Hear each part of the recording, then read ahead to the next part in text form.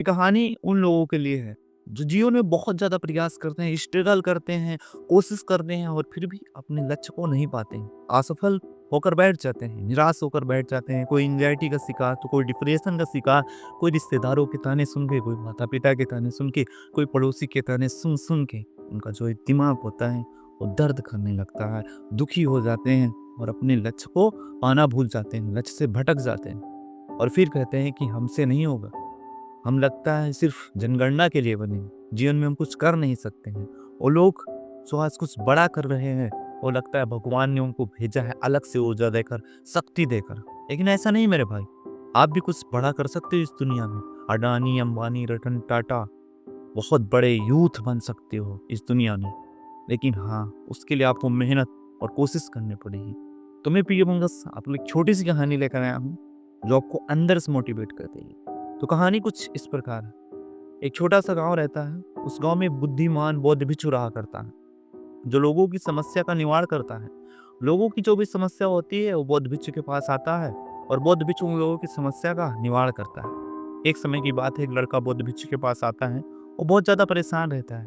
बौद्ध भिक्षु से कहता है कि मैं हर बार परीक्षा में प्रयास करता हूँ और परीक्षा में फेल हो जाता हूँ। हर लड़के पास हो जाते हैं। मैं कई बार प्रयास कर चुका हूँ, लेकिन मैं ही एक ऐसा अपने पूरे गांव में लड़का हूँ जो बहुत ज़्यादा कोशिश करता हूँ, मेहनत करता हूँ, प्रयास करता हूँ, लेकिन फिर भी हर बार फेल हो जाता हूँ। ऐसा क्यों? मैं अंदर से बहुत ज़्यादा टूट चुका हूँ। रिश्तेदारों के ताने, पड़ोसी के ताने, इस माता-पिता के ताने सुन-सुनकर मैं बहुत ज़्यादा परेशान हो चुका हूँ। जी कहता है कि इस दुनिया को छोड़ के चला जाऊँ, लेकिन क्या करूँ? फिर क्या? मरना तो कोई एक निवारण है नहीं। जीवन में मरने के बाद लक्ष्य तो पा नहीं जाएँगे इनमें। इसलिए मैं सोचता हूँ कुछ तो करूँ। अब आप ही एक मेरे मात्र साधन हो। आप ही आप ही एक मेरे मात्र सहारे हो।